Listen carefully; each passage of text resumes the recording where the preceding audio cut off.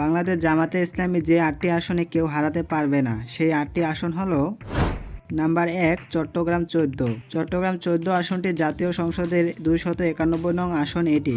এই আসনটি চন্দনাইশ উপজেলা এবং সাতকানিয়া উপজেলা নিয়ে গঠিত। এই আসনে বাংলাদেশ জামাতে ইসলামের পক্ষ থেকে নির্বাচন করবেন জনাব শাহজাহান চৌধুরী। অতীতেও তিনি এই আসনে লড়েছেন এবং ভালো ফলাফল পেয়েছেন। বাংলাদেশ জামাতে ইসলামীর আশা করছেন এবারও তাকে কেউ হারাতে পারবে না ইনশাআল্লাহ। নাম্বার ২, জামাতের আরেকটি কনফার্ম আসন হচ্ছে কক্সবাজার ২। কক্সবাজার ২ আসনটি জাতীয় সংসদের ২৯৫ নং আসন এটি। কক্সবাজার জেলার কুতুবদিয়া উপজেলা এবং মহেশখালী উপজেলা নিয়ে কক্সবাজার ২ আসনটি গঠিত। এই আসনটি জামাতের শক্ত ঘাঁটি হিসেবে পরিচিত। এই আসনে এবার লড়বেন AHM হামিদুর রহমান আজাদ।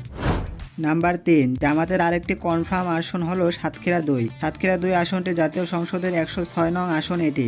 এটি খুলনা বিভাগের সাতক্ষীরা জেলার সাতক্ষীরা সদর উপজেলা এবং দেবহাটা উপজেলা নিয়ে গঠিত। এই আসনে বাংলাদেশ জামাতে ইসলাম থেকে লড়বেন মুহাদ্দিস আব্দুল খালেক। নাম্বার ৪, ঢাকা ১৫। ঢাকা ১৫ আসনটি জাতীয় সংসদের ১৮৮ নং আসন এটি। এই আসনটি ঢাকা শহরের ঢাকা উত্তর সিটি কর্পোরেশনের ৪, ১৩, ১৪ ও ১৬ নং ওয়ার্ড নিয়ে গঠিত। এই আসনটিতে নির্বাচন করবেন দলটির আমির ডক্টর শফিকুর রহমান। ঢাকা ১৫ আসন থেকে কে কে ভিডিও দেখছেন অবশ্যই কমেন্ট করে জানাবেন।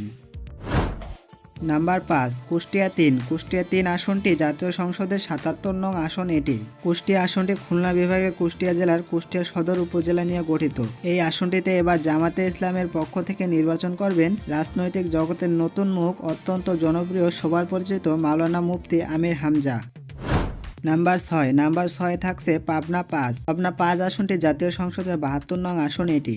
এই আসনটি রাজশাহী বিভাগের পাবনা জেলার পাবনা সদর উপজেলা নিয়ে গঠিত। এই আসনে জামাতের হয়ে লড়বেন প্রিন্সিপাল ইকবাল হোসেন। নাম্বার ৭, কুমিল্লা ১১। কুমিল্লা ১১ আসনটি জাতীয় সংসদের ২৫৯ নং আসন এটি। এই আসনটি চট্টগ্রাম বিভাগের কুমিল্লা জেলার ১৪গ্রাম উপজেলা এবং কুমিল্লা সদর দক্ষিণ উপজেলা নিয়ে গঠিত। এই আসনে জামাতের হয়ে লড়বেন সাবেক শিবির সভাপতি ডক্টর সৈয়দ আবদুল্লাহ মোহাম্মদ তাহের। নাম্বার ৮, ফিরোজপুর ১। ফিরোজপুর ১ আসনটি জাতীয় সংসদের ১২৭ নং আসন এটি। এই আসনটি ফিরোজপুর জেলার ফিরোজপুর সদর উপজেলা, ইন্দুরকানী উপজেলা এবং নাজিরপুর উপজেলা নিয়ে গঠিত।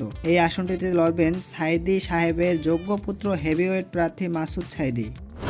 আর হ্যাঁ বন্ধুরা, এই ৮টি আসন নিয়ে আপনাদের কোনো মন্তব্য থাকলে অবশ্যই কমেন্ট বক্সে জানাবেন।